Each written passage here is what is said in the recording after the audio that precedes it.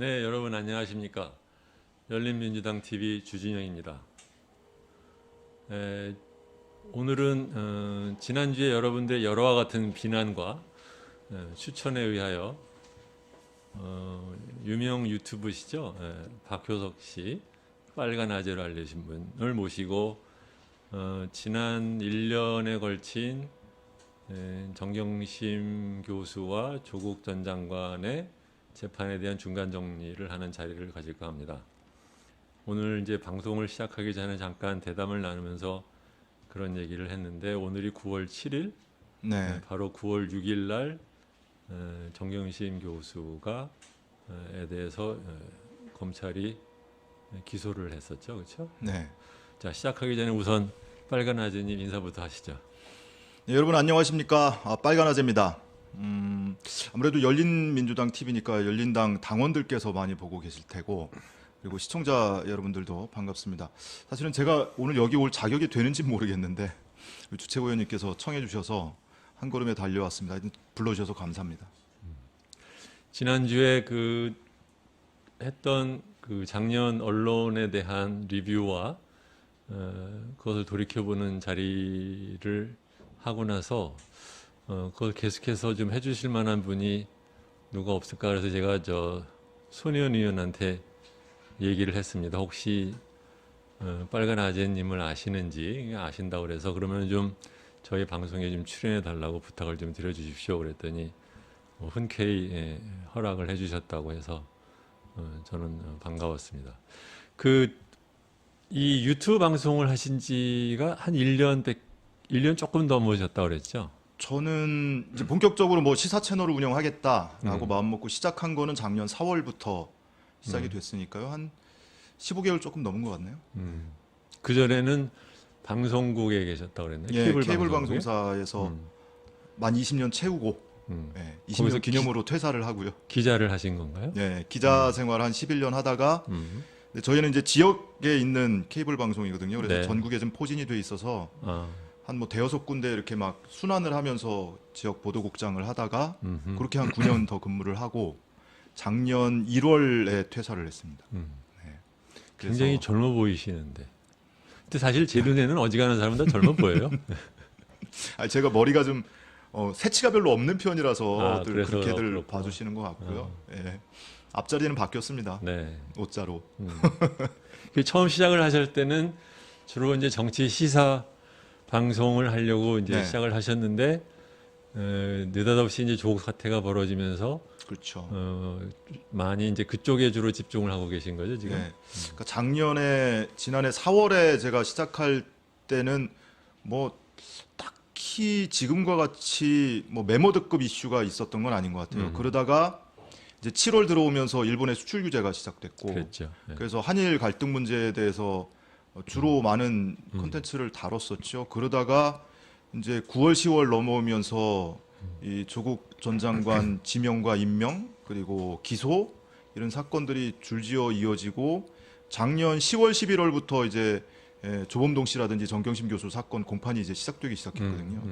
그때부터 몇 번 가보자라고 처음 이제 장청을 시작을 했는데 하다 보니까 이게 멈출 수 없게 돼버렸고 여기까지 근 1년을 온 거예요. 그래서 최근에는 뭐 의협과의 문제도 그렇고 뭐 코로나라든지 뭐 여러 가지 이제 큰 이슈들이 많은데 그런 이슈들을 전혀 지금 다루질 못하고 이 뭐 공판 방청하고 그 소식 전해드리고 그러다 보니까 다른 이슈들을 사실 거의 다루지 못해서 사실 뭐 저도 답답하고요. 아마 방송 보시는 분들도 좀 다른 것도 좀 다루지 뭐 이런 분들도 계실 수도 있겠어요. 근데 어쨌든 하다 보니까 뭐 오히려 숫자는 적어도 많지 않아도 그 소식을 기다리는 분들도 계시고 그리고 그러다 보니까 또 책임감도 생기고 그래서 일단 뭐 하는 데까지 해보자. 그래서 계속 뭐 방청하고 방송하고 그러고 있습니다.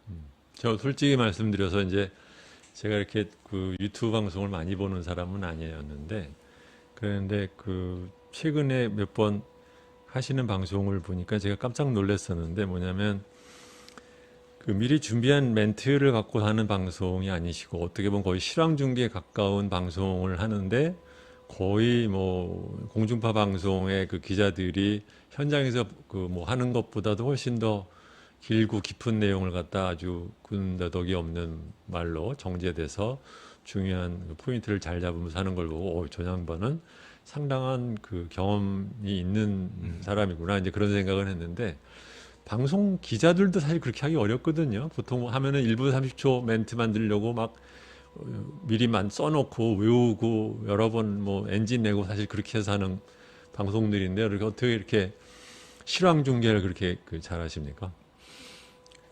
거의 스포츠 이거는 중계하듯이. 아마 주최국께서 좋게 봐주셔서 그런 것 같고요. 하다 보면은 저도 막 말도 엉키고요. 때로는 방송 끝나고 나서 보면 이 부분은 내가 말을 살짝 단어를 잘못 쓴 것 같은데 뭐 이럴 때도 그렇죠. 있고 그렇습니다. 이제 또 생방송으로 하다 보면 그런 일도 있고. 근데 이게 이 사건 관련해서는 공판을 워낙 여러 차례 봐서 특히 여러분들이 관심 있는 것은 이제 정경심 교수나 조국 전 장관 공판에 더 관심이 있으실 텐데 사실은 1심이 이미 끝난 조범동 씨 사건부터 시작이 됐거든요. 그렇죠. 특히 이제 사모펀드 관련해서는 조범동 씨 사건은 다른 거 일절 없이 오롯이 사모펀드에 집중을 해서 17차례 공판을 했단 말이에요. 거기에 나온 증인만 해도 20명이 넘고요. 전부 코링크 피의를 중심으로 해서 그 관계사들에서 근무를 했거나 뭐 투자자이거나 이런 사람들이 증인으로 출석을 했었죠. 그러다 보니까 조범동 씨 사건을 처음부터 끝까지 방청을 하고 나니까 사모펀드에 대해서는 전체 줄기가 이렇게 생기더라고요. 그래서 정경심 교수 사건 같은 경우는 사모펀드는 전체 혐의 중에 아주 극히 일부에 지나질 않거든요. 그러다 보니까 조금 더 남들보다 이해도가 높다 뿐이지 제가 무슨 뭐 머리가 좋지 않습니다. 저 단기 기억 상실증 있다고 스스로 얘기하거든요. 그래서 오히려 하루 종일 공판한 것을 저녁에 또는 다음 날 설명하려면 그게 더 힘듭니다. 잊어버려서. 그래서 오히려 뭐 그렇구나. 잊어버리기 전에 바로바로 말씀드리고 그러고 있는 건지도 모르겠어요. 실황 중계를 하시는 이유가 장기 기억증 때문에. 또 재미있는 또 뒷얘기가 있군요. 자, 이제 본격적으로 얘기를 시작을 해볼까요?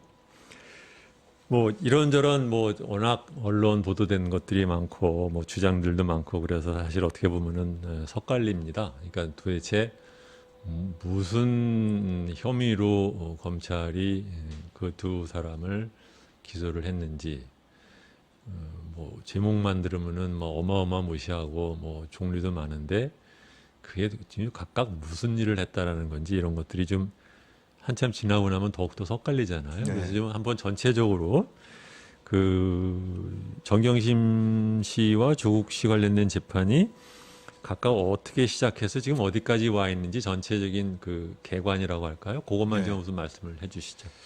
그 관련 사건이 사실은 조국 전 장관이나 정경심 교수뿐만 아니고 오촌 조카인 조범동 씨도 있고요. 그리고 같이 증거 은닉 혐의로 기소돼서 1심 공판 이미 선고가 나왔죠. 김경록 씨도 있었고 그리고 열린민주당 그 대표이신 최강욱 대표께서도 그렇죠. 관련된 업무방해 혐의로 지금 재판을 받고 계세요.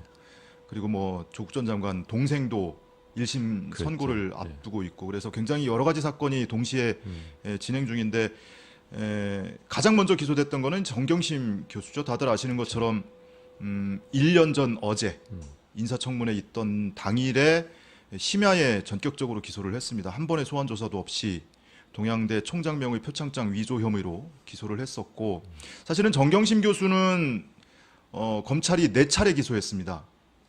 아마 거기까지 생각해 본 분들 많지는 않을 텐데 최초 기소했던 게 9월 6일에 표창장 위조 혐의로 기소를 했었고요. 그리고 11월 11일에 14개 혐의로 추가로 기소를 했죠.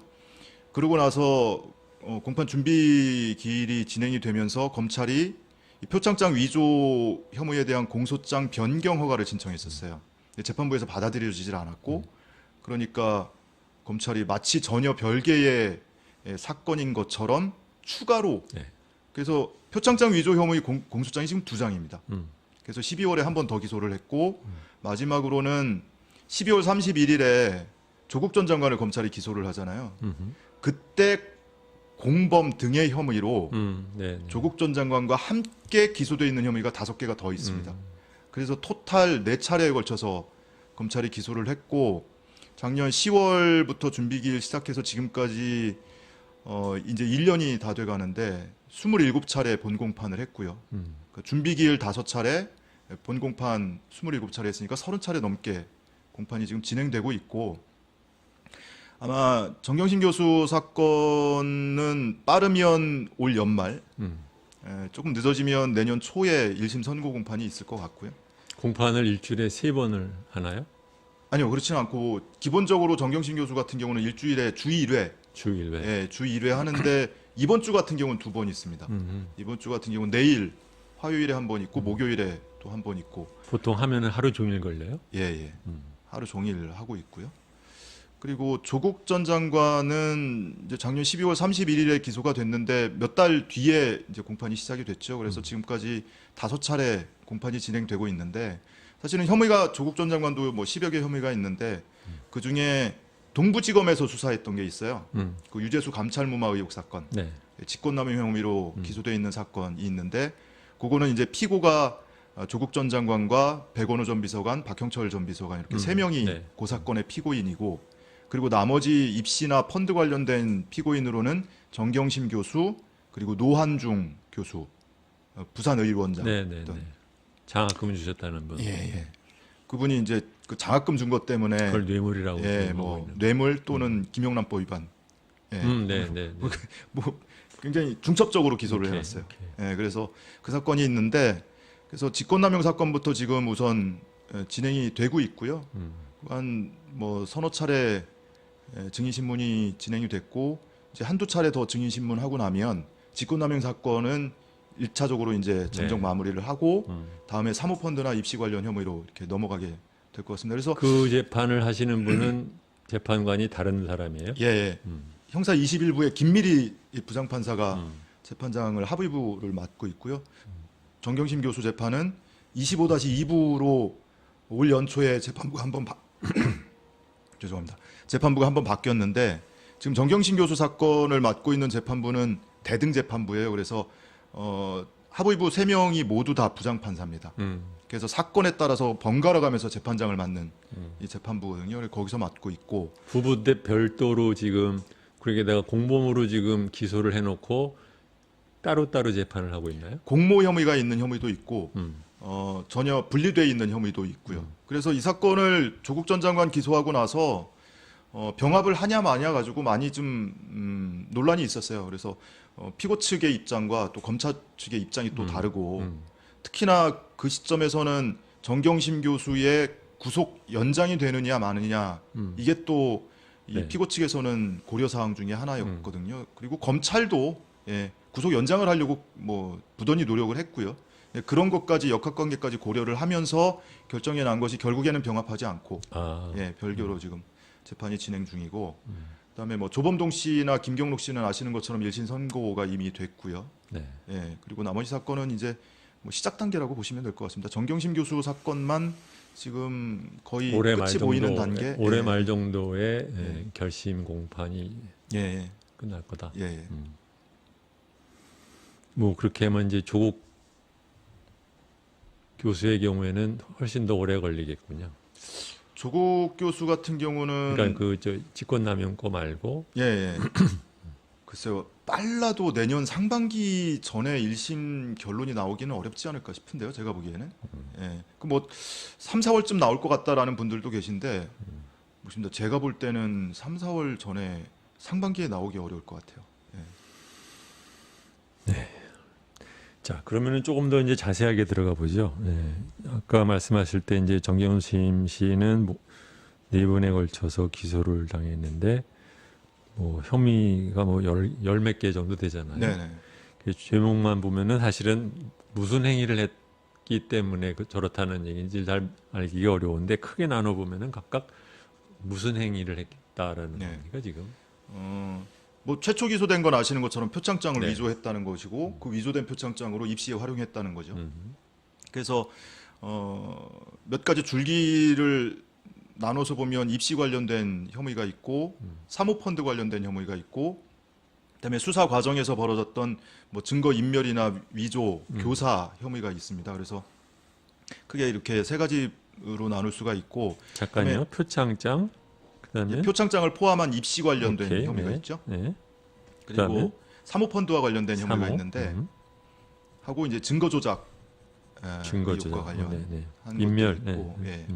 거기에는 인멸교사, 위조교사, 은닉교사가 예, 다 예, 들어가 예, 있고요. 예. 그리고 조국 전 장관 기소할 때 함께 기소되어 있는 혐의들이 또 한 5개가 있어요. 그러니까 뭐 법 적용 조항은 같은 조항이라도 이제 뭐 아들과 관련된 아들 입시와 관련된 그런 혐의들이 또 추가로 기소된 게 있어서 네. 예, 그것까지 다 합치면 한 20개 정도 혐의 예, 받고 있는 거죠. 그리고 근데 입시 관련해서는 뭐 말씀하신 대로 표창장을 비롯해서 검찰의 워딩을 그대로 빌자면 7대 허위 스펙이라고 검찰은 표현을 해요. 그래서 단국대, 공주대, 서울대 공익인권법센터, 키스트 등등등 한 7가지의 허위 스펙을 만들었고 고등학교 또는 대학교 시절에 그 허위 스펙을 이용을 해서 대학이나 대학원 의전원 입시에 활용을 했다.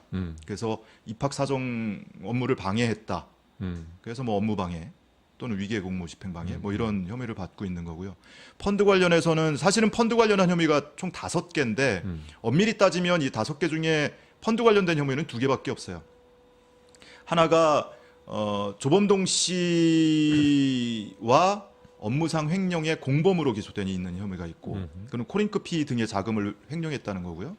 그리고 이 코링크피가 출자 변경 사항과 관련해서 금융위원회에 보고를 하는데 그 내용을 거짓으로 보고를 했다. 자본시장법 위반. 요거 2개가 펀드 관련된 사항이고 나머지 3개는 주식과 관련된 겁니다. 뭐 주식을 차명으로 거래를 했네, 금융실명법 위반했네, 뭐 이런 것들이어서 그럼 무슨 뭐 예. 미용사 하시는 분 예, 그런 주식 것들이 이제 차명 차명이 이런 있고요. 것들. 네.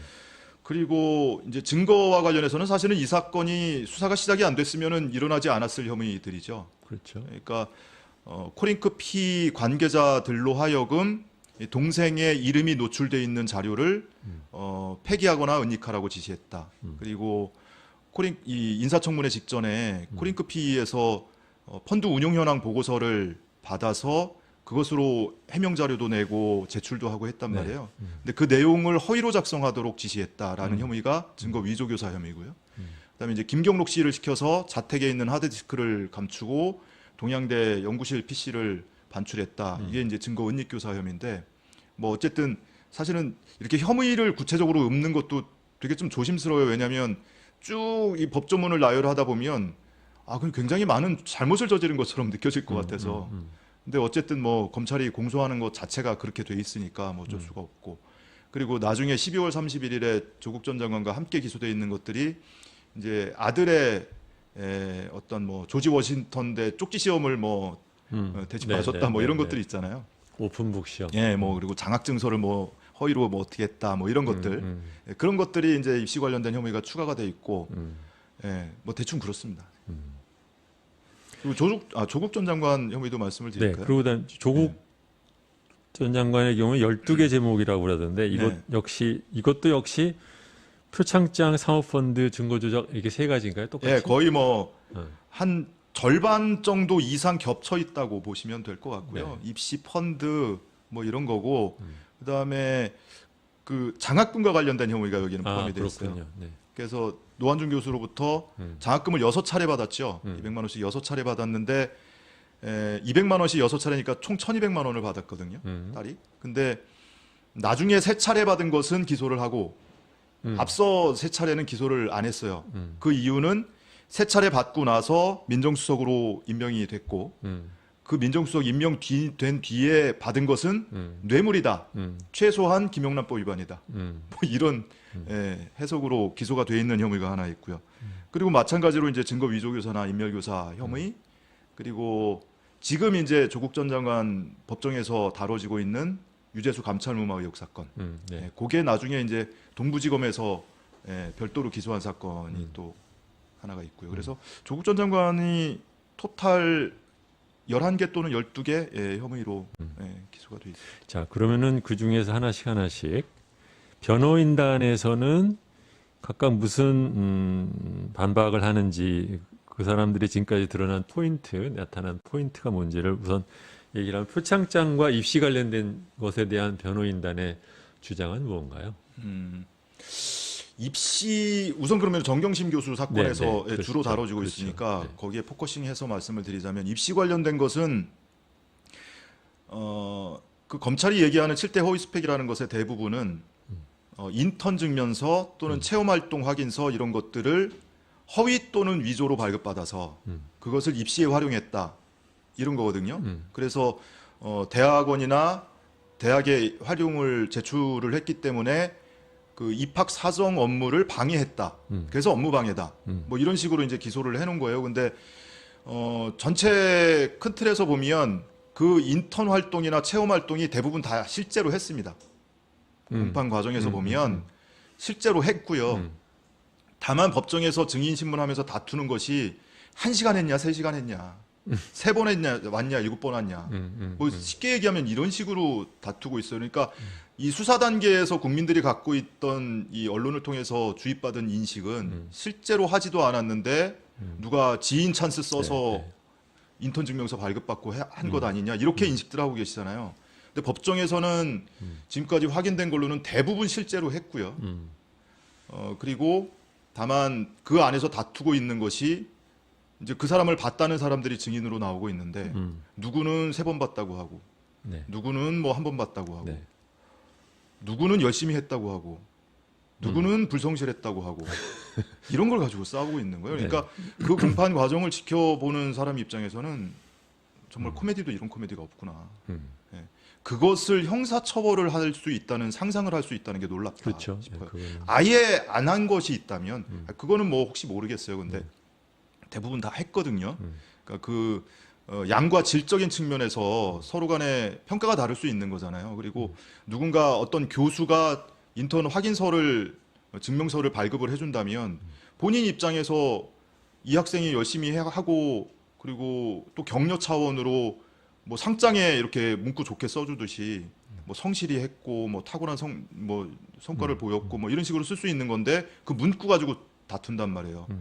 왜 허드렛 일 시켰다고 하질 않고 허드렛 일 했다고 쓰질 않고 거기에 무슨 뭐 열심히 성실히 했다고 썼냐 이런 걸 가지고 검사가 법정에서 다투고 있으니까 굉장히 저는 답답한 그거를 거죠. 보면서 저도 이거를 갖다 뭐 아주 그 엄밀히 따라다닌 건 아니지만 전체적인 느낌 중에 하나는 왜 그 셜록 홈즈의 베스커빌의 개라는 유명한 네. 소설이 있잖아요. 그러면 이거 왜 개가 짖지 않았는데 짖지 않은 게 말하자면 이상하다라는 것처럼 무슨 생각이 드냐면 조민 학생의 경우에는 엄청나게 많은 그러한 그 우리 같은 사람이 보기에는 이제 많은 그 인턴 활동을 했는데 놀라울 정도로 하나도 안 했는데 했다라는 거는 없어요. 네.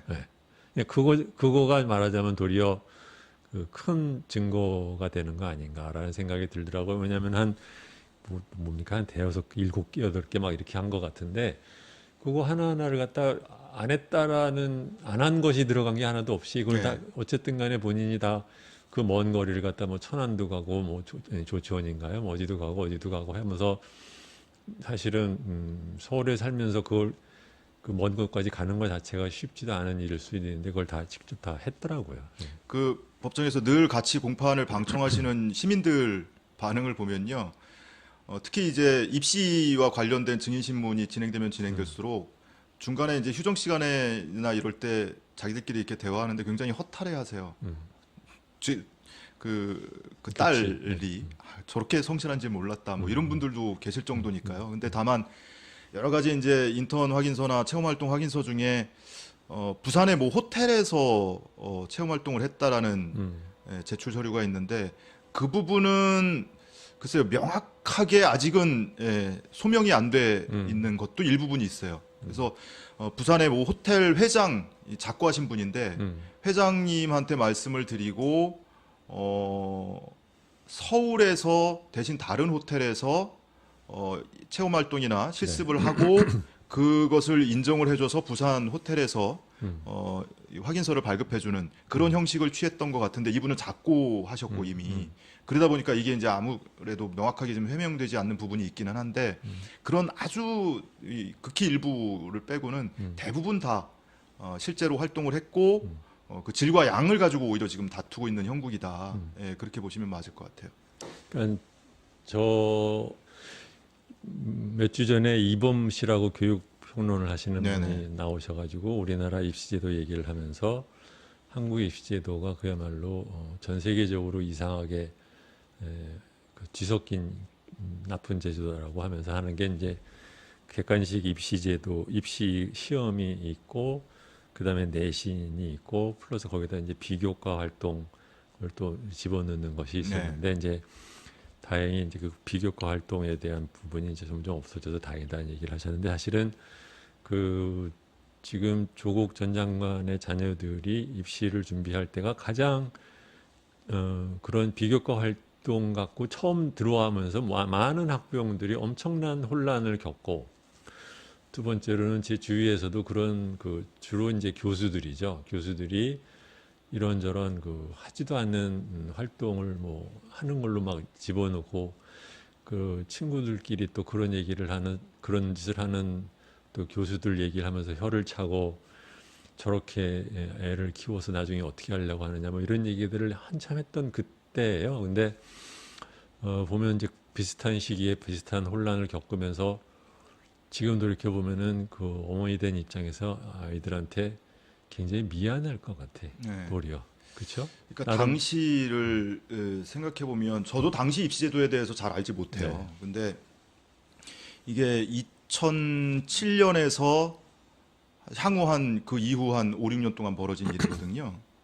그러니까 조국 교수 딸이 고등학교 때 그리고 대학생 때 특히 고등학생 때는 10여 년 전, 10년에서 뭐 한 13년 전 얘기니까 당시 MB 정권 하에서 그 뭐 입사관제에 그렇죠. 도입하고 입시사정관 들어오고. 그리고 뭐 교육부 장관 후보라는 사람이 나와서 영어 몰입 교육 해야 된다 그러면서 어린지 하고 이런 시절이에요. 그 입사관제 도입하고 비교과 영역의 활동을 중시하고 근데 정말 무슨 여건이 되지 않는 학생들은 오히려 책을 보고 공부를 하는 게 쉬운 것이지 그런 스펙 쌓는 게 더 어렵거든요. 그렇죠. 그 당시의 입시 환경 이런 것들에 대한 이해가 지금 높은 사람이 사건을 바라보면 훨씬 더 정황 파악하기가 쉬운데 지금 제가 그래서 일부러 이 재판부 판사들과 현재 이 법정에서 공판을 진행하고 있는 검사들의 연령대를 체크를 해봤더니 그 중에 많은 사람이 뭐 51, 2이래요. 그러니까 부장 검사가 한 네. 51살, 2살 정도고 재판부도 역시 마찬가지고요. 이제 재판부는 대체로 뭐 50세 전후고요.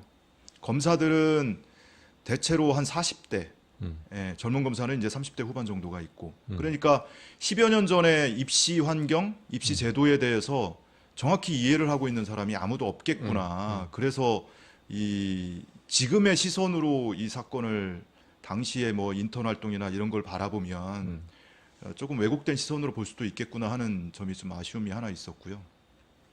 하나는 조금 곁가지의 얘기겠지만 많은 분들이 이 사건을 보면서 그러세요.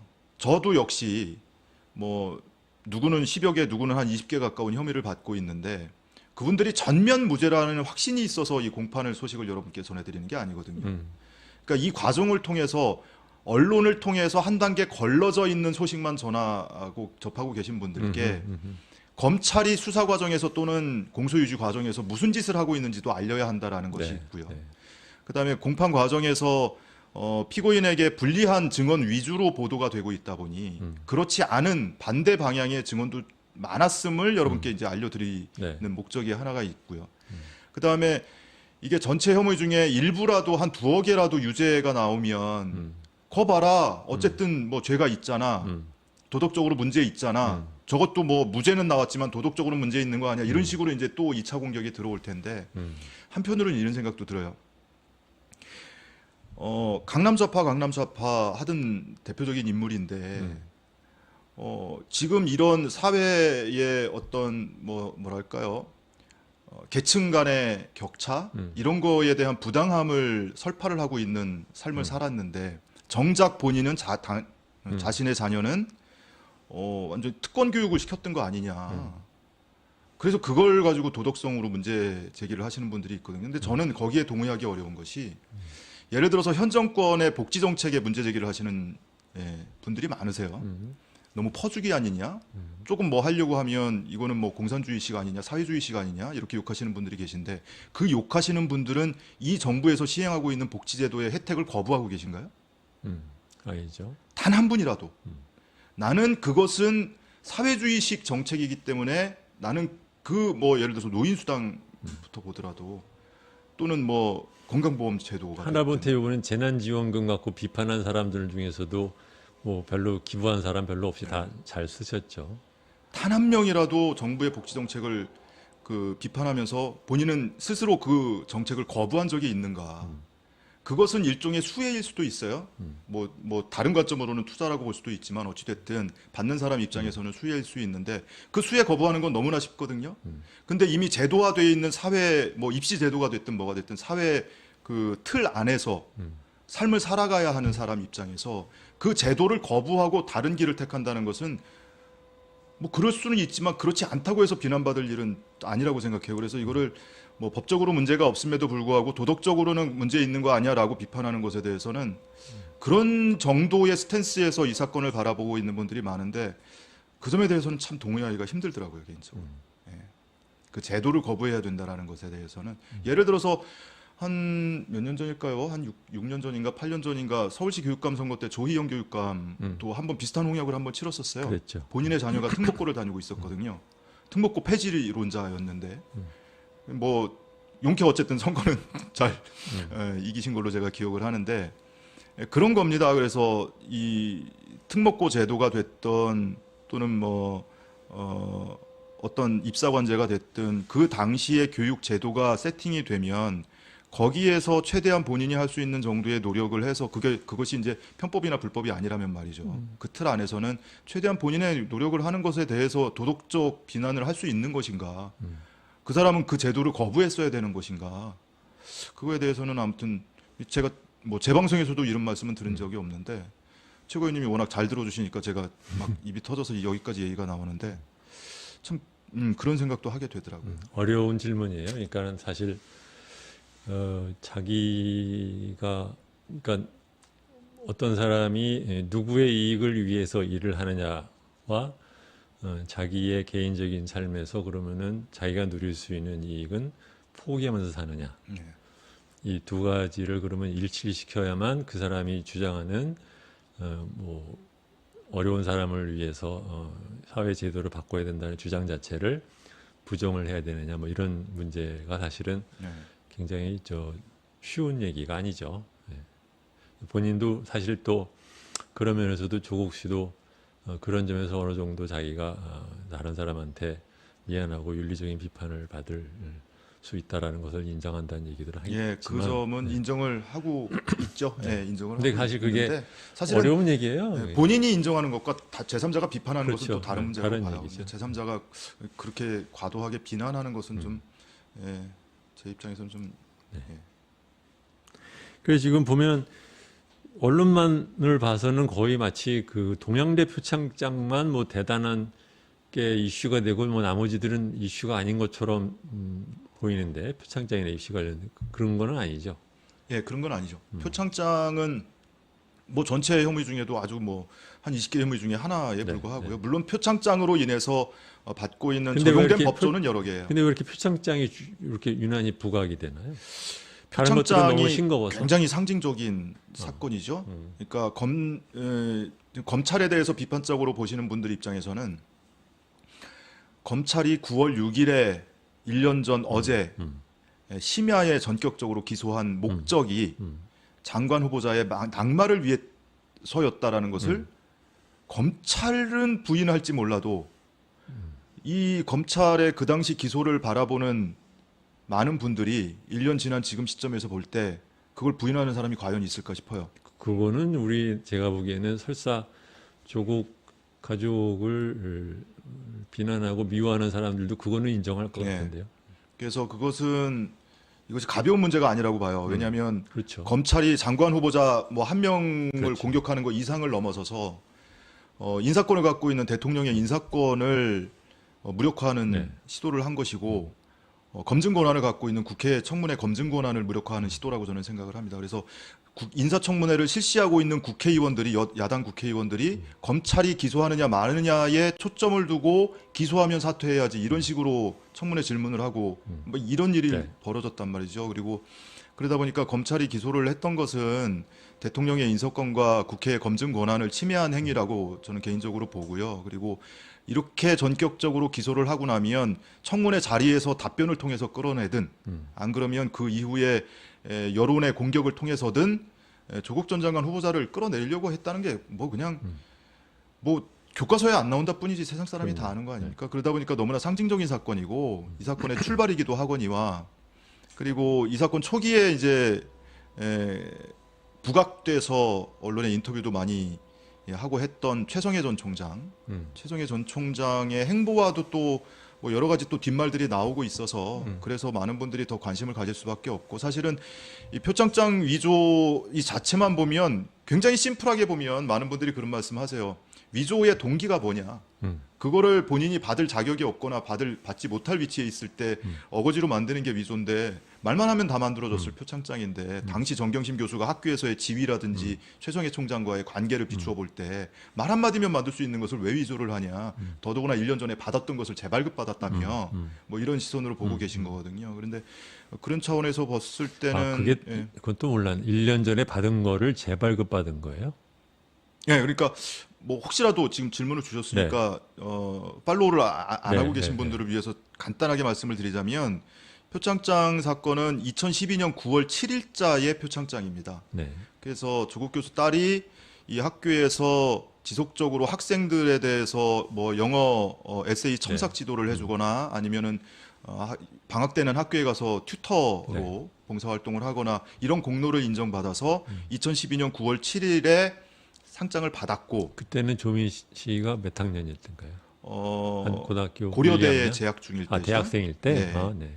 그리고 이후에 의전원 지원을 네. 하려다 보니 네. 그 이듬해에 표창장을 찾아보니까 없더라. 사라졌더라. 그러니까 잃어버렸다는 거예요. 네, 그렇지. 예, 그래서 정경심 교수가 학교의 직원 또는 조교에게 누군지는 잘 기억은 안 나는데 내가 총장님한테 말씀드릴 테니까 작년에 받았던 표창장 좀 재발급 받아줘 라고 요청을 했고 직원이 발급을 받아서 가져온 것을 받아서 입시에 제출했다라는 거거든요. 그리고 정경심 교수의 증언은 그 바로 다음 날 본인이 외국 출장 갔다 온 결과를 최성해 총장에게 보고를 하면서 표창장이 이러저러해서 없어져서 재발급 받아 달라고 했습니다. 했더니 최성해 총장이 잘했다라고 피드백을 보여줬다라는 진술까지 하거든요. 그래서 2012년 9월에 정상 발급받은 것을 이듬해 2013년 6월에 재발급을 받았다. 그러면 발급받았다라는 것에 대한 기록은 있어요? 그러니까 그게 그러면은 이제 상장 대장이 있어야 되는데 2014년 이전에 상장 대장은 다 없어져 버렸습니다. 사라져 버렸고 그런 걸 그렇게 대단히 기록을 잘 안 하지. 누군가의 증언에 의하면 한 2주 전에 법정에 증인으로 출석을 했던 최성해 전 총장의 외조카의 증언에 따르면 학교에서 상장 대장을 예전 것을 다 불태워 버렸다. 최근에? 그래서 옛날에? 그거를 수습하기 위해서 누가 학교에 내려와 있었다. 이런 법정 증언도 나왔었거든요. 그러니까 불태운 게 언제라는 거예요? 그것까지는 그 뭐 깊이 있게 신문을 하지 않아서 정확히 모르겠는데 법정에서 그런 증언을 하기도 했습니다. 그래서 뭐 그것이 아니더라도 어쨌든 과거의 상장 대장이 지금 존재하지 않고 있고 다만 직인 대장은 존재를 하는데 직인 대장에 찍지 않고 발급돼 있는 또는 날인된 상장 표창장 수료증이 여럿 발견이 되거든요. 그렇죠. 거기에 없다고 해서 정상 발급된 것이 아니다라는 주장은 이미 효력을 잃었어요. 그것이 최성해 전 총장의 주장이었는데 그렇죠. 네. 뭐 1년 번호 대장 그럼요. 기재됐는지 그리고 하단에 동양대학교 총장하고 교육학 박사가 들어가야 된다. 뭐 이런 여러 가지 이제 주장을 했었잖아요. 근데 그게 법정에서 이미 다 기각됐습니다. 그 주장은 신빙성이 없음이 이미 다 입증이 됐어요. 그래서 그러니까 표창장이 여러 가지 입시 관련된 그 혐의 중에서 상징적으로 크기 때문에 예. 그것이 유난히 언론에서 보도가 많이 되는 거다. 네네. 네, 시간이 부족하니까 그다음 이제 사모펀드로 넘어가죠. 이게 사실 좀 복잡해요, 그렇죠? 네. 사모펀드는 아까 말씀드린 것처럼 정경심 교수가 11월에 기소되어 있는 공소장에 사모펀드 관련된 혐의는 5개인데요. 그 중에 직접적으로 사모펀드와 관련된 게 업무상 횡령과 그리고 자본시장법 위반 중에 거짓 변경 보고 금융위원회에 출자 변경 사항을 거짓으로 보고를 했다 이런 거거든요.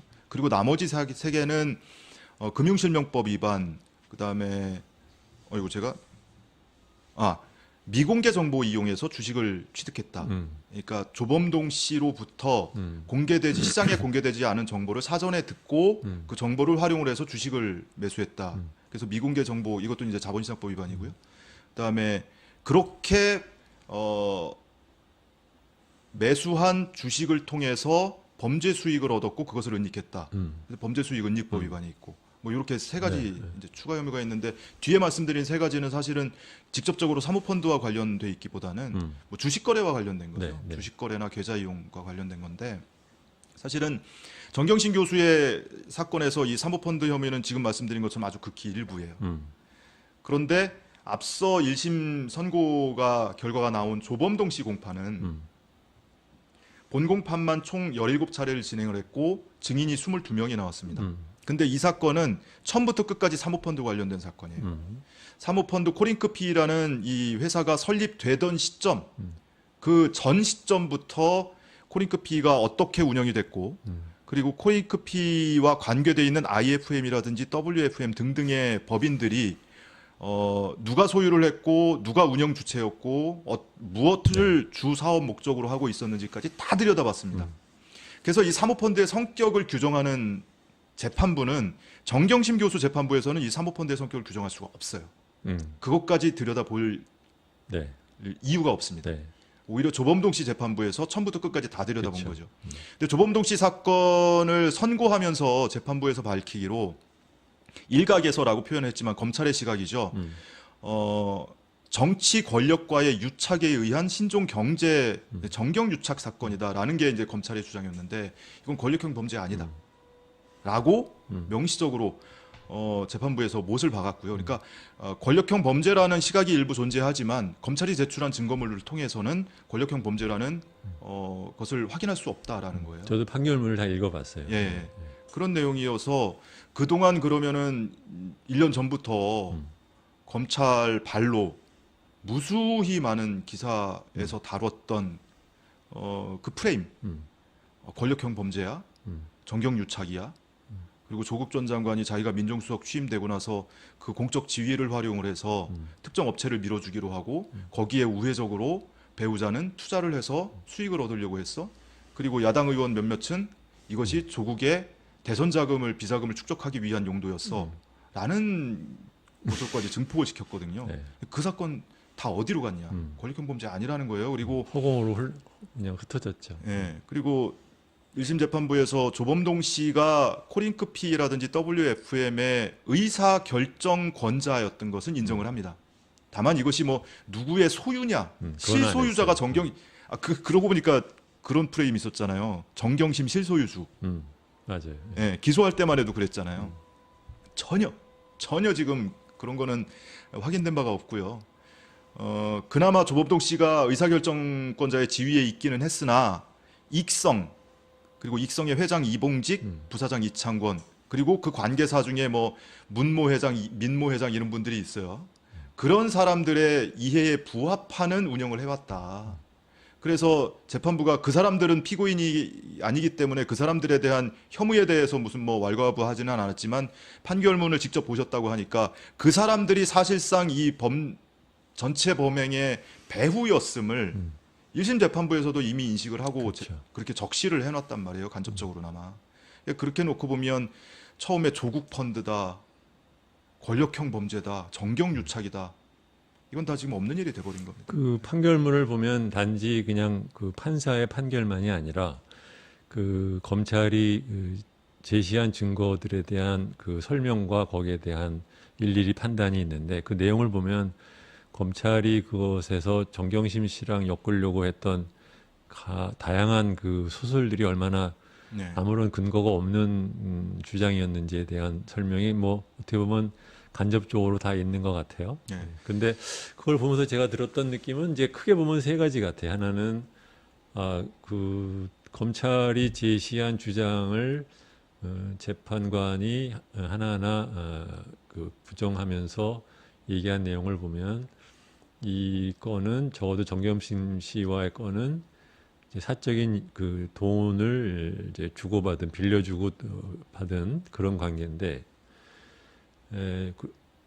그런 면에서 조금 아쉬운 것은 물론 이것이 시작된 것은 본인이 이제 청와대 가기 훨씬 전에 시작한 금전 거래 관계이기 때문에 나중에 그렇게 될지는 이제 모르고 시작을 했다 하더라도 그러나 다음에 중간에 이제 2017년에 민정수석이 되고 주식을 다 팔았고 그다음에 이제 그 팔은 대금을 갖고 할 때 그때 굉장히 아쉬워요. 그때 적어도 남편이 민정수석을 하는 사람이라고 하면 이런 근본적으로는 이제 높은 이자율을 받기 위한 그 거래를 한 거잖아요, 그렇죠? 그러니까 무슨 뭐 펀드 업계에 있다고 예, 하지만 그러니까 그 조범동 씨나 또는 코링크피의 동생을 통해서 대여를 해주고 이자를 받은 거는 이제 2015년, 2017년 초 그렇죠. 뭐 이전 시점이고 민정수석 이후에는 그 전부터 정경심 교수가 뭐 주식 투자를 해왔으니까요. 한국투자증권의 김경록 PB를 통해서 주식 투자를 해왔으니까 주식을 백지 신탁을 하거나 매각을 해야 되는 거잖아요. 그래서 매각을 하고 그러면은 이제 여윳돈이 있으니까 그것을 어떻게 할 것인가를 궁리하던 끝에 뭐 청와대 등을 통해서도 금지되는 것, 허용되는 것을 다 검토를 해보고 자문도 받고 해서 주식 직접 투자는 안 되지만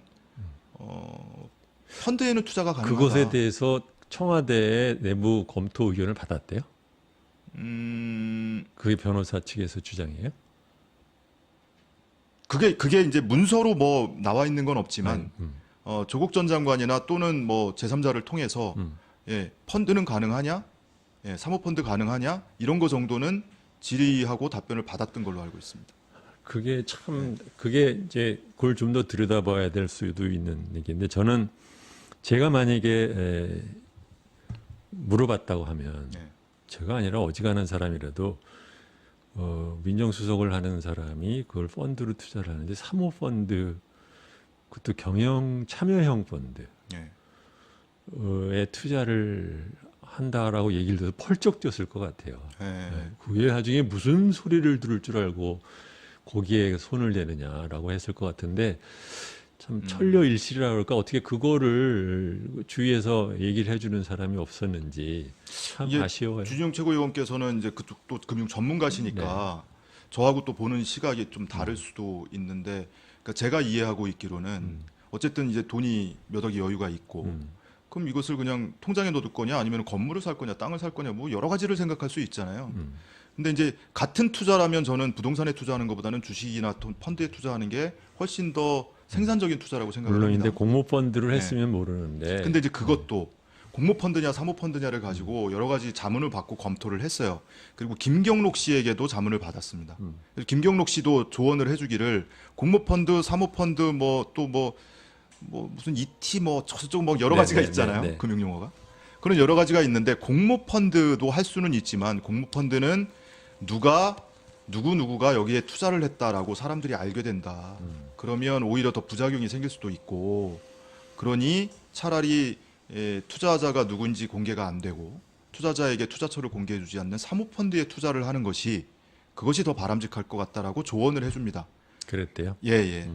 그래서 그런 주변의 조언, 자문을 받고 이거 뭐 법적으로도 문제가 없고 또는 법적인 문제뿐만이 아니고 도덕적으로도 또는 또 다른 오해 소지가 없는 방법을 찾아서 투자를 한 것이 공모펀드가 아니고 사모펀드였다. 기껏 본인이 적극적으로 거기에 대한 판단을 갖다 사람들한테 구했는데 그 거기에 대한 어드바이스를 그렇게 해줬다고 하면 사실은 해준 사람이 엄청 큰 잘못을 한 거예요.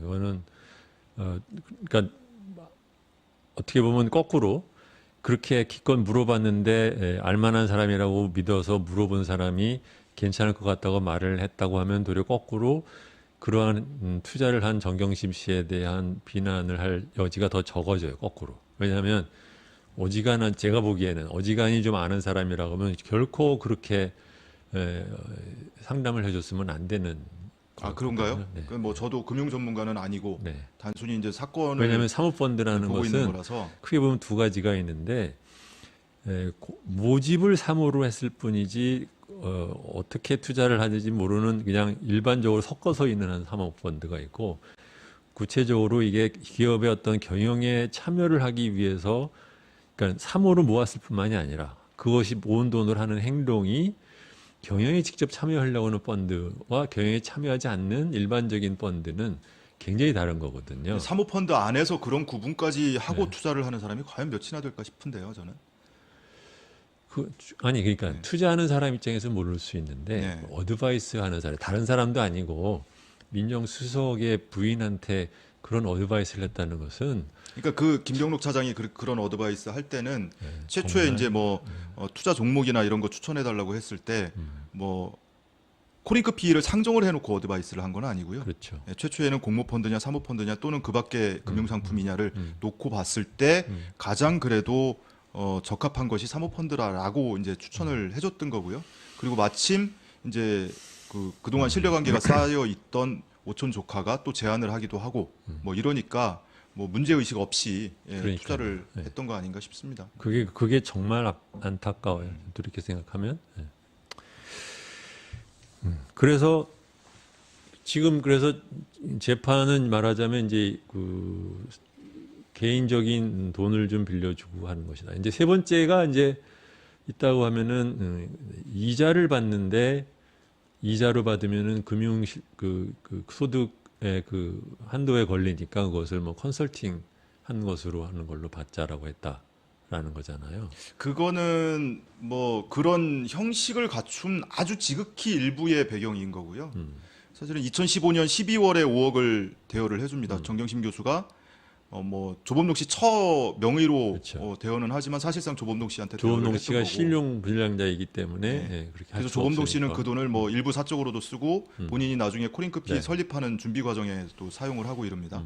그리고 2017년 2월에 추가로 5억 원을 대여를 해주는데 이 5억을 대여를 해줄 때는 정경심 교수가 동생에게 3억을 대여를 해주고 동생이 자기 돈 2억을 합쳐서 동생이 조범동 씨를 통해서 코링크피에 17년 2월이니까 이제 대선 전에. 그렇죠. 네. 예. 그렇게 해서 토탈 10억 원을 대여를 해주고 이것을 어쨌든 정경심 교수나 이 동생이 돈을 빌려줄 때는 연 10%의 이자를 받기로 약정을 하고 빌려준 거예요. 그런데 이 법인에서 뭐 회계 처리를 하든 또는 이 법인에서 당장 현금이 없어서 자금이 필요해서 이 돈을 땡겨오는 건데 속칭 말하자면 그런데 이것을 뭐 대여금이라고 공시를 하거나 이러면 회사의 신용도라든지 대출 한도라든지 이런 문제가 생기잖아요. 그래서 회사 입장에서는 대여금이 아니고 투자금으로 공시를 하거나 하면 회사 입장에서는 좋은 거죠. 그만큼 투자금이 더 유치가 됐다는 의미이기 때문에 그런 회사 측의 니즈가 굉장히 컸던 거예요. 그 과정에서 무슨 뭐 세금 문제 이런 것은 아주 지엽적인 것에 불과하고 그래서 그런 여러 가지 이해관계가 맞아 떨어지면서 10억 원을 두 차례에 걸쳐서 대여를 해줬고 거기에 맞는 연 10%의 이자를 세금 관계까지 다 계산을 해가면서 꼬박꼬박 이자를 받았단 말이에요.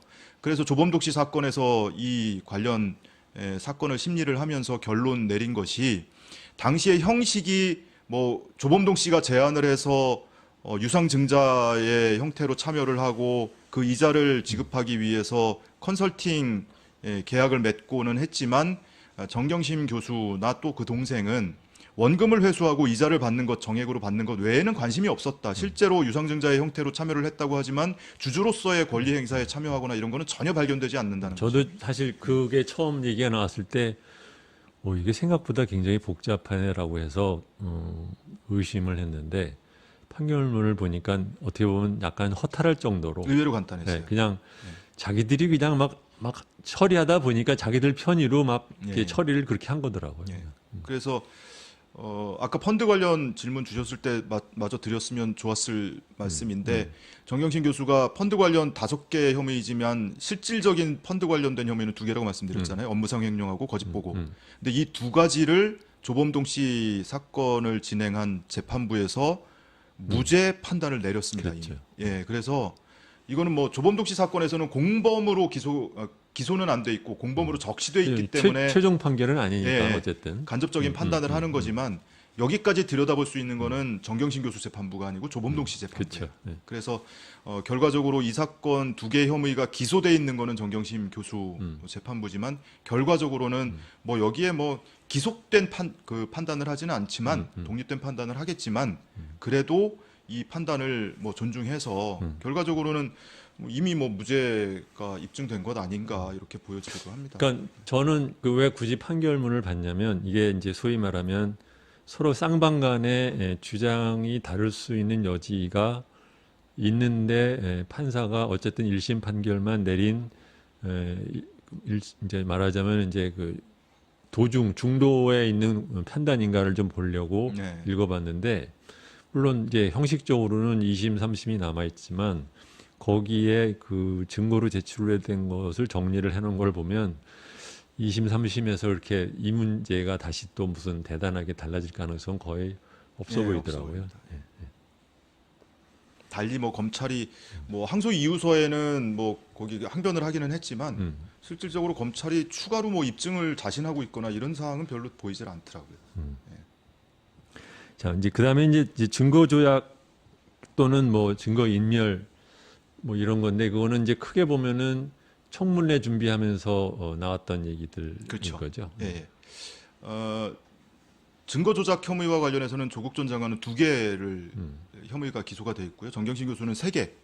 은닉교사, 위조교사, 뭐 인멸교사 이렇게 3가지를 다 받고 있는데 이제 하나하나 설명을 드리면 은닉교사 혐의는 김경록 씨를 통해서 네. 자택의 하드디스크를 분리하고 그리고 동양대에 내려가서 컴퓨터를 반출했다. 네.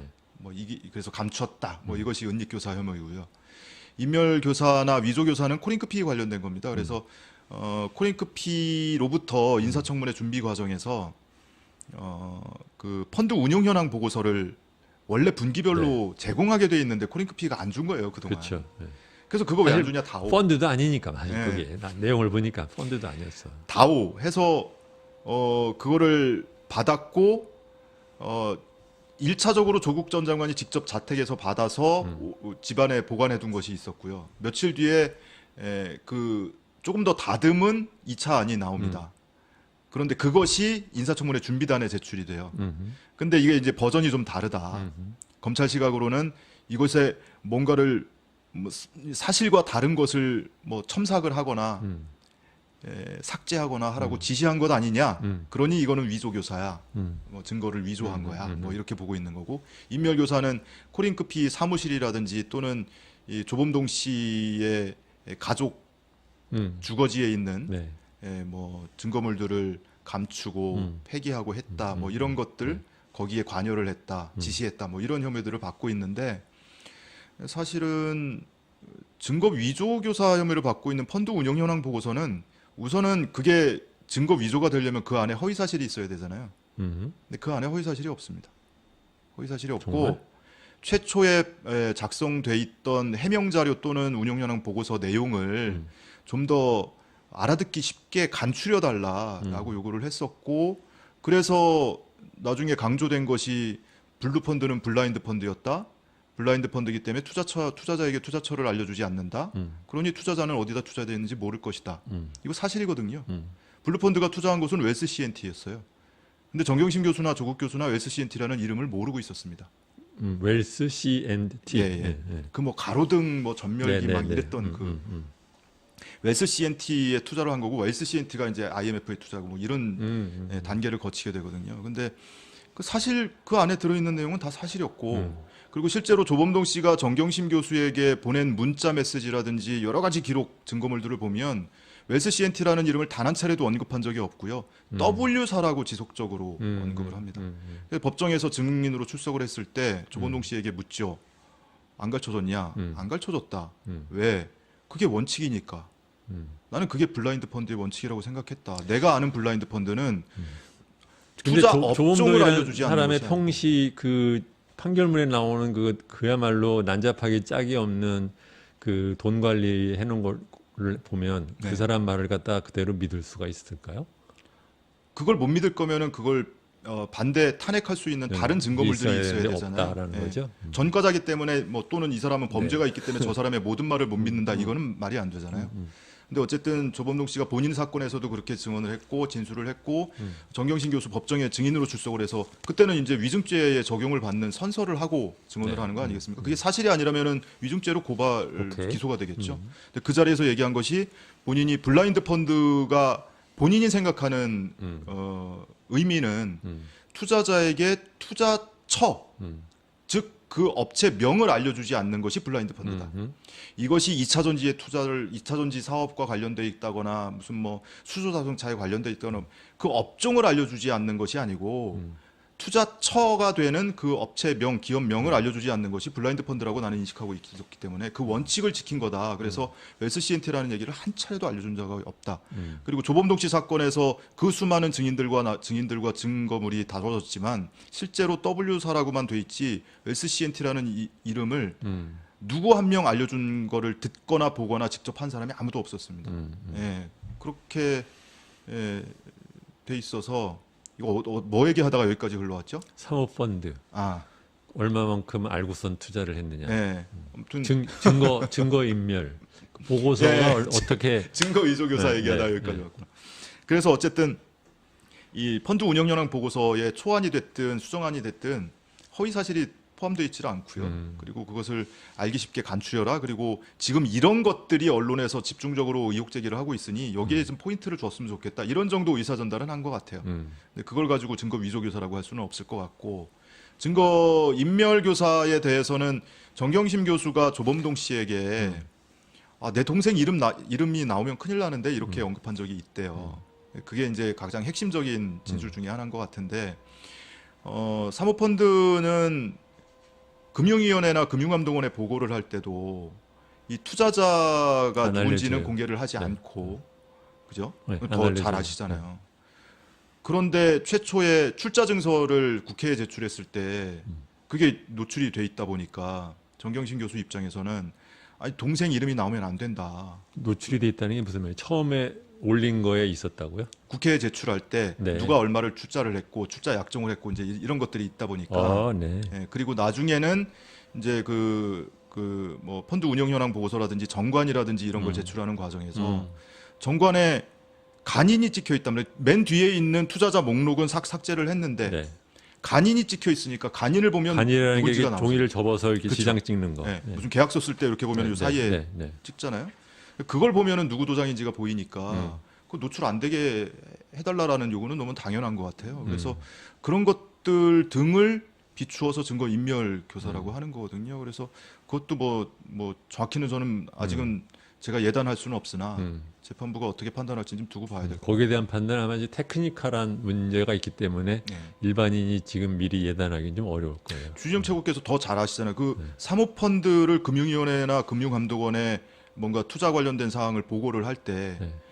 출자자 LP 안 알려줘요. 목록을 안 알려주죠. 네, 안 알려줘요. 예, 보고 안 하죠. 그것도. 그렇기 그러니까, 때문에 이제 예를 들면 론스타에 뭐 검은 머리 한국인이 있냐 없느냐 모르는 거 아무도 몰라요. 예. 네. 그러니까 당연히 외부로 공개 안 되는 것이 투자자 목록인데 이것을 공개하면 안 되지 않느냐 뭐 이렇게 요구한 것으로 볼 수 있어서 그렇게 해석이 된다면 이걸 부당한 지시로 볼 수 있나 싶기도 하고 그렇습니다. 자, 이렇게 돼 있기 때문에 지금 자, 이러면은 이 조범동 씨 1심 판결이 지금 그래서 정경심 씨와 조국 씨 재판에 얼마만한 영향을 줄 거라고들 보는 것 같아요. 그러니까 뭐 변호인들은 상당히 고무가 됐었겠죠, 이 재판. 네, 그랬으리라고 보고요. 정경심 교수 관련해서는 좀 전에 말씀드린 바와 같이 펀드 관련 2개 혐의인데 2개 혐의 다 조범동 씨 재판부에서는 간접적이나마 무죄 판단을 1차적으로 내린 거고요.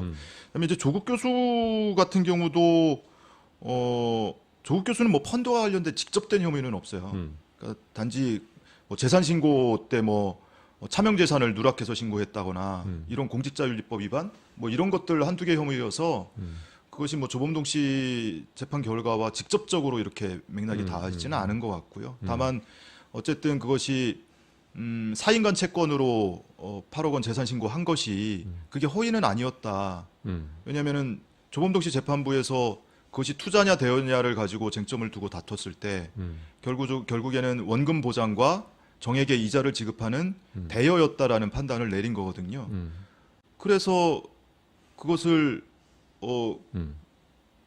저 대차계약서에 써 있는 대로 누구에게 5억 빌려주고 누구에게 3억 빌려줬다라고 사인과 채권을 신고를 했는데 그게 허위 신고는 아니지 않느냐라는 거죠. 그런 차원으로 좀 간접적으로는 이제 조국 전 장관의 재판에도 영향이 있을 수 있죠.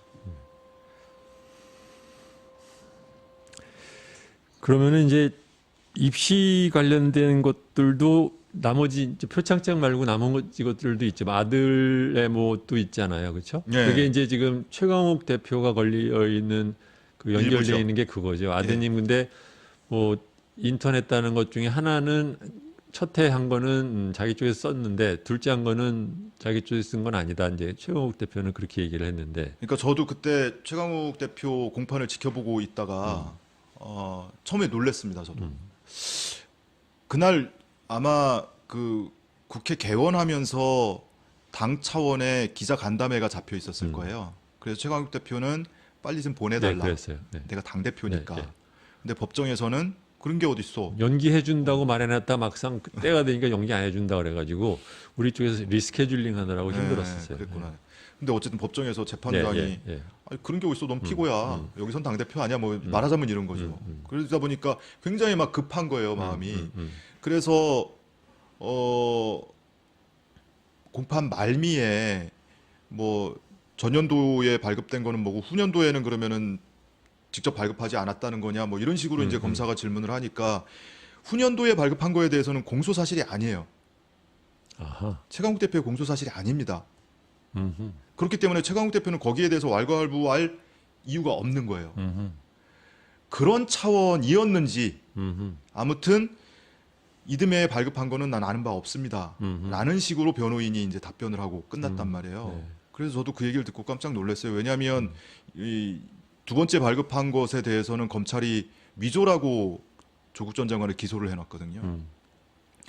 그러면은 이걸 위조했다는 얘기가 되는 건가라고 글쎄.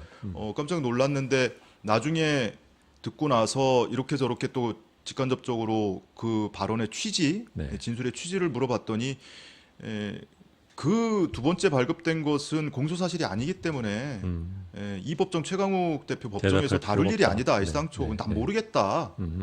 이런 취지로 발언한 걸로 그렇게 전해져 오더라고요. 그래서 어찌 됐든 직접적으로 그 건이 기소되어 있는 거는 조국 전 장관 사건이기 때문에 그 법정에서 이제 방어하는 논리를 또 들어봐야 판단이 좀 가능할 것 같습니다. 현재로서는 조금 헷갈리는 상황? 그래요? 그렇게 보여요. 예. 뭐 이 방송을 보시는 분들 중에는 그렇게 생각할 수도 있을 것 같아요. 왜냐하면 그런 얘기는 최강욱 대표가 왔을 때 여기서 직접 얘기를 하지 왜 그러냐 그러는데 어쨌든 본인의 재판에 관련된 얘기를 이런 그 당을 대표하는 채널에서 본인이 직접 얘기를 하는 것은 뭐 누가 무슨 소리를 갖다 아무리 맞는 말을 하더라도 공정성이라는 면에서 의심을 받을 수밖에 없기 때문에 그리고 본인 역시 자기 재판에 관련된 얘기를 다른 데서 얘기를 갖다 하는 거죠. 혹시 또 뭐 그렇게 공정하지 않을 것 같아서 제가 그거는 묻지를 않았습니다. 예. 자, 이게 거의 1년 동안을 갖다 이제 보시면서 네. 어떠세요? 슬슬 지칠 만한데 되는데 한편으로는 좀 허탈하죠. 왜 이걸 갖고 이 국민들이 이 고생을 하고 또 그 가족도 저렇게까지 해야 된다는 것이. 그렇죠. 특히 어쨌든 핵심적인 피고인은 조국 전 장관과 정경심 교수입니다. 네. 그리고 먼저 1심 결과는 정경심 교수 사건에서 먼저 나올 거고요. 네. 이제 슬슬 이제 마무리를 향해서 가는데 그동안 진행되어 온 공판 과정에서 지켜본 재판부의 태도, 증인 신문 태도 네. 이런 걸 보면서 좀 걱정이 커져요. 음. 왜냐하면 제 방송에서 한 차례 말씀드린 바가 있는데 굉장히 조심스럽게 말씀드렸어요. 늘 느끼던 바인데 네. 재판부를 자극하거나 또는 재판부의 어떤 뭐 신문 방향이나 이런 것에 대해서 감히 왈가왈부하는 것이 정당한 건 아닌 것 같아서 자제를 하다가 조심스럽게 말씀드린 바가 있는데 재판부가 증인 신문 과정에서 증인이 지금까지 수십 명의 증인이 나왔단 말이에요. 근데 증인 신문 과정에서 증인을 향해서 호통을 치거나 위증을 경고하거나 이런 경우가 꽤 여러 차례 있었습니다. 그런데 공교롭게도 그 대상이 된 증인들은 전부 정경심 교수에게 유리한 증언을 하고 있던 와중이었어요. 단국대 장영표 교수도 그랬고요. 그리고 조범동 씨도 그랬고요. 동양대 조교 김모 씨, 그다음에 유조카. 예, 외조카 이병 이모 씨도 그렇고, 그다음에 장경욱 교수도 그렇고 아주 많은 증인들. 장경호 교수는 동양대 교수신가요? 예, 예. 네. 현재 지금 근무를 하고 있고요. 아주 많은 증인들에게 뭐 위증을 경고한다 또는 기억나는데 기억 안 난다고 하면은 위증이다 이렇게 경고를 하고 또는 물타기 하지 말라는 말까지 법정에서 사용을 해요. 그런데 공교롭게 다 누군가에게 유리한 누군가에게 불리한 증언을 하고 있는가를 보면 정경심 교수에게 피고 측에 유리한 증인을 하고 있는 증인들한테만 유독 그런단 말이에요. 지금까지 말도 안 되는데 야 저 정말 말이 의심스러운데라는 수많은 증인들한테 검찰 측 증인들한테 그런 발언을 한 바가 본 적이 없어요. 그래서 재판부가 왜 이렇게 선택적으로 호통을 치고 위증 경고를 하고 하는가. 뭔가 예단이 있는 것은 사람이기 때문에 겉으로 드러내지만 않는다면 너무나 당연한 것일 수도 있는데 그것을 겉으로 드러내서 재판부가 어떤 한 방향으로 일단 선입견을 갖고 있다. 이게 너무 그냥 표가 확 나버리니까 그런 부분이 조금 걸려요. 네, 걸리고 지금 하는 게 대등부라고 그랬죠. 예. 세 명의 부장판사가 대등한 입장에서 예. 세 명이 같이 합의하는 것이다. 예. 근데 그렇게 호통을 하거나 이런 식으로 그 유난히 좀 편파적인 재판 진행을 한다고 생각하는 재판관이 한 사람이에요? 아니면 세 사람 다 돌아가면서 그래요? 그러니까 마이크를 잡고 얘기하는 것은 재판장이 마이크를 잡고 네. 얘기를 하는 거니까요. 재판장이 예. 그렇다. 다만 이제 뭐 협의 사항이 있거나 이럴 때는 주심 판사나 이제 함께 공판 진행하고 있는 판사들끼리 이제 협의를 해서 결과를 고지하고 뭐 이렇게도 하는데 그런 인상은 지금 박 선생님 말고도 다른 사람들도 많이 그렇게 느끼는 사실은 거죠? 제가 이 말씀을 한 1주 전에 처음으로 꺼냈는데 그 전에 이미 많은 분들이 제 주변에 직간접적으로 저한테도 재판부의 뭐 태도 내지는 뭐 이런 거에 대해서 말들이 굉장히 많으셨어요. 그래서 저는 그동안 그래도 이전에 다른 방송에 제가 출연을 한 적이 있었는데 거기서마저도 재판부 실드를 쳤거든요. 오히려 너무 그렇게 보지 마라. 재판부 입장에서는 최종 판단을 봐야지 중간중간에 발언 하나 하는 거 신문 하나 하는 걸 가지고 그렇죠. 뭐 편향돼 있다 이렇게 판단할 그렇죠. 문제는 아니다라고 오히려 실드를 쳐왔는데 이제는 너무 많이 나간 것 아닌가 싶어서 예, 그래서 저도 그냥 뭐 그동안 자제를 하다가 최근에 한 차례 말씀을 드린 바가 있죠. 일반적으로 이제 재판부는 이런 식의 그 의심을 일으키지 않도록 하기 위해서라도 더욱더 되도록이면 그렇게 하지 않으려고 노력을 하는데 예. 예. 그래서 오히려 저는 쉴드를 쳤던 거예요. 음. 피고인에게 강하게 이렇게 뭐 야단치듯이 하는 네. 재판부를 보면 나중에 결과는 좋더라 오히려 피고인한테 그런 경우도 있으니까 법정에서 신문하는 거 발언하는 거 하나하나 때문에 일희일비 하실 필요는 없다 여러분께도 이렇게 말씀드리고 했었는데 좀 너무 많이 노골적으로 돼 있고요. 당장 지난주에는 정경심 교수 법정에 조국 전 장관이 증인으로 출석을 했었잖아요. 네. 그 안에서 벌어진 일도 뭐 비슷한 일들이 그렇죠. 벌어졌습니다. 네. 저도 이게 저는 이제 우리나라 그 공판하는 건 잘 몰랐지만 그 미국에서 영화나 드라마 같은 걸 보면 공판 얘기 굉장히 많이 나오잖아요. 네. 그래서 좀 주워 들은 걸로 아는 게 뭐냐면 그 피고인은 변호인이 증인으로 신청을 할 때만 검사가 신문을 할 수 있지. 네. 미국에서는 검사가 그 피고인을 증인으로 불러서 직접 신문을 할 수가 없어요. 그러니까 우리나라 법정에서도 뭐 형사법정에서 피고인에게 직접 신문 검사가 하는 경우는 일상적으로는 없고요. 이제 재판이 마무리되는 시점에 피고인 신문을 별도로 잡죠, 기회를. 그래서 피고인을 증인석에 앉혀놓고 증인 신문 하듯이 이렇게 이제 신문하는 절차가 있어서 뭐 그런 절차는 아마 정경심 교수 법정에서도 아마 그게 제가 진행되지 알기로는 않을까 싶습니다. 검사가 신청을 했을 경우에 이제 판사가 받아들여주느냐 안 받아들이느냐에 달린 거라고 해요. 네. 그러니까 요번에도 이제 검사가 신청한 것에 대해서 이제 판사가 동의를 해준 건데 그럴 경우에 소위 자기가 피고인이거나 아니면은 자기가 공범이나 가족으로 해서 일 경우에 거기에 대해서 증언을 제가 알기로는 그러니까 소위 말하면 이런 얘기죠. 그러니까 피고인이 있고 그러니까 미국 얘기입니다. 피고인이 있고 피고인의 부인을 증인으로 그러니까 이 사람한테 가까운 가족을 검사가 증인으로는 못 세우는 걸로 알아요. 그러니까 그렇게 하는 경우를 못 봤거든요. 그러니까 꼭 변호인이 올렸을 때만 증인으로 올렸을 때만 검사가 신문을 하지. 검사가 말하자면 말하자면 피고인의 뭐 가족을 갖다 증인으로 올려가지고 얘기를 하고 뭐 그렇게는 안 하는 것 같더라고요. 그래서 저도 그 조국 씨 그거 증인으로 나온다 그래서 좀 이상했는데 그리고 본인이 그런 이기 때문에 얘기를 못 한다는 것은 얼마든지 방어권 측면에서 통용이 될 수 있는 얘기인데 또 그거 관찰 시끄럽죠, 그렇죠? 그렇죠. 그러니까 가장 이제 뭐 유도 신문을 했냐, 허용했냐, 뭐 이런 것들도 있지만 가장 큰 틀에서는 형사소송법에 진술 거부 또는 증언 거부를 할 수 있게 돼 있단 말이에요. 본인이나 친족 사건과 관련해서는. 예. 그리고 전체 질문에 대해서 증언 거부를 할 수도 있고 개별 질문에 대해서 증언 그렇죠. 거부를 할 수도 있어요. 선택적으로. 그리고 마찬가지로 형사소송법에 증언 거부를 할 경우에는 사유를 소명하도록 되어 있습니다. 증인이. 그러면은 조국 전 장관 같은 경우는 개별 질문에 대해서 증언 거부를 하는 것이 아니고 모든 신문 사항이 본인 또는 친족 사건과 관련이 되어 있는 신문이기 때문에 전면 증언 거부를 택했어요. 두 가지 재판장이 고지를 합니다. 애초에 증인 선서 할 때 전체를 거부할 수도 있고 일부 개별에 대해서 신문 내용에 대해서 거부를 할 수도 있다. 그러면 이제 전체에 대해서 거부를 하기로 택의를 한 거란 말이에요. 그래서 그러면 사유를 소명해야 되잖아요. 근데 개별 사유를 소명하는 것이 아니고 전체를 거부하기 때문에 전체 신문 내용에 대해서 증언을 거부하는 사유를 소명하려고 네. 그걸 미리 준비를 해왔단 말이에요. 한 장 반 페이지 분량을. 근데 재판부가 그걸 가져오래요. 재판을 받고 그걸 제출을 받고 그걸 재판부가 검토를 해서 앞부분 하지 말고 맨 뒷부분 몇 문장만 해.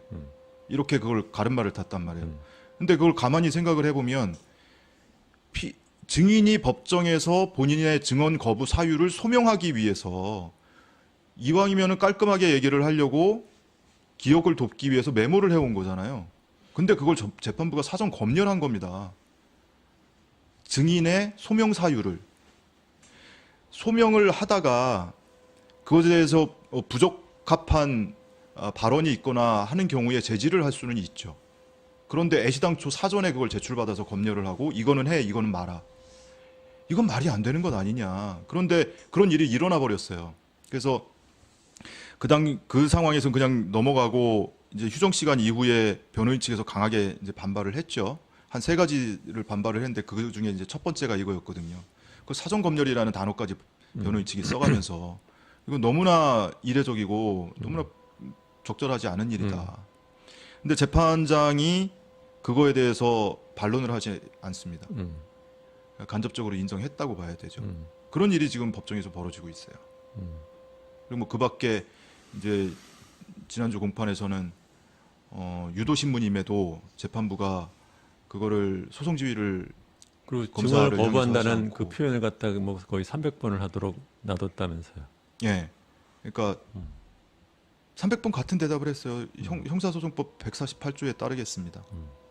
그 이제 증언 거부권이 적시되어 있는 그러니까 그 조항이거든요. 재판을 해보면 또는 이제 다른 사람들 재판 얘기하는 그 주위의 변호사들 얘기를 보면 훨씬 우리나라 변호사들이 다른 나라인지 제가 잘 모르지만 재판장이 어떤 쪽으로 기우느냐에 대해서 엄청 예민하게 읽어요. 예. 뭐 과도할 정도로까지 이렇게 막 하는데 그런 것에 비추어 보면은 뭐 지금 말씀하시는 그런 재판장의 그러한 행위에 대해서 변호인들도 충분히 인식하고 있고 본인들도 충분히 우려하고 있고 또는 거기에 대비하는 뭐를 할 거라고는 생각을 하지만 기왕 우리나라 지금 참 안타까운 것이 이게 이제 뭐 몇 번에 걸친 검찰과 사법농단을 거치면서 거의 모든 국민이 재판에 대한 신뢰도가 엄청 떨어졌단 말이에요. 네. 그렇다고 하면은 이런 재판일수록 좀 더 되도록이면 재판 진행이라도 이런 소리가 나오지 않도록 진행을 해줬으면 더 좋았을 텐데 이렇게 진행을 하면 나중에 무슨 결판을 내든 간에 또 이거 갖고 또 시비를 사람들이 할 거 아닙니까? 네. 그렇죠? 참 안타까운 얘기입니다. 네. 그러니까 뭐 몇몇 분들께서 애시당초 재판부 변경될 때부터 음. 뭐 판사 한 명 한 명 거론하면서 이분의 성향이 어떻다더라 어떻다더라 다죠. 뭐 네. 이런 얘기를 왜 안 해주냐 이런 분들이 계셨어요. 근데 그분이 과거에 어떤 사건에 어떤 판결을 내렸고 이분의 고향이 어디고 뭐 종교가 뭐 이걸 가지고 얘기하고 싶지 않아요. 음. 예, 그거는 뭐 개인의 자유에 속하는 영역이고 단지 법정 안에서 공정하게 소송 지휘를 하느냐만 가지고 판단을 해야 된다고 보고요. 그런 차원에서 보면 그럼요. 네. 누구의 설사 성향이 그런 어떻고 것에 대한 얘기들을 한다 하더라도 그것을 공개적으로 언론인이 얘기를 한다는 것은 무책임한 언론. 예, 그렇죠. 그래서 어쨌든 근 1년 가까이 뭐 지금 재판부는 올 초에 이제 배정이 된 거지만 어쨌든 지금 한 계절을 3번 바꾸는 동안에 진행되어 오는 과정을 쭉 지켜보면서 재판부의 이 소송 지휘하는 태도나 증인들을 대하는 태도, 피고인을 대하는 태도 등등을 봤을 때 뭔가 어색한 부분이 많다. 예, 그 얘기는 꼭 좀 짚어두고 싶었습니다. 네. 네, 시간이 많이 흘렀습니다. 굉장히 복잡한 얘기를 그런대로 짧은 시간에 요령 있게 얘기를 해주셔서 감사한데요. 앞으로도 갈 길이 멋입니다. 그렇죠? 네, 근데 그동안 뭐 재방송에서야 일상적으로 하는 얘기고 간혹 이제 두 차례 다른 방송에 출연한 적이 있었는데 늘 그 상황에서의 이슈에 집중을 해서 네. 이제 대화를 나눴었거든요. 근데 오늘은 우리 주최국 위원께서 오늘 나눌 내용을 이 사건 초기부터 쭉 리마인드하는 차원으로 얘기를 하자고 하셔서 처음엔 좀 당황했습니다. 아이고 그러면은 내가 잊어버렸던 것까지 다시 기억을 상기시켜야 되고 자료를 또 다시 찾아봐야 되고 해서 처음엔 당황스러웠는데 중간 점검 차원에서 이렇게 처음부터 쭉 한번 돌아보는 것도 시청자 여러분께도 그렇고 저 개인한테도 좀 네. 예, 유의미한 시간이었다 이렇게 좀 생각이 됩니다. 이게 이런 일을 갖다 계속해서 장기적으로 팔로우 한다는 것이 일반 사람한테는 좀 불가능한 얘기이기 때문에 네. 중간에 한 번씩 전체적인 그림을 한 번씩 얘기를 해주는 것이 네네. 쓸모가 있어요. 예. 네, 장시간 수고하셨습니다. 고맙습니다. 고맙습니다. 여러분, 오늘 열린민주당 라이브 방송은 조국 전 장관과 그 가족들에 관련된 공판이 어떻게 시작되었을지 어디까지 와 있고 주요한 이슈들에 대한 공방은 어디 정도까지 와 있다라는 것을 여러분한테 말씀을 드렸습니다. 뭐 이런저런 쌈질하는 것이 중요한 것이 아니라 어떻게 보면 이 사건은 뭐 앞으로도 한 2년은 걸려야 종결이 날 텐데 그 과정에 우리가 계속해서 따라다닐 수는 없지만 적어도 개인 가정의 문제만이 아니라 이것은 우리나라의 그 검찰의 행위를 가장 극명하게 국민들한테 알려주는 그런 케이스였기 때문에 그거 자체만으로서도 저희들이 꾸준히 관심을 갖고 지켜봐야 될 만한 가치가 있는 사건이라고 저는 생각을 합니다. 네, 오늘은 여기까지 하겠습니다. 안녕히 계십시오.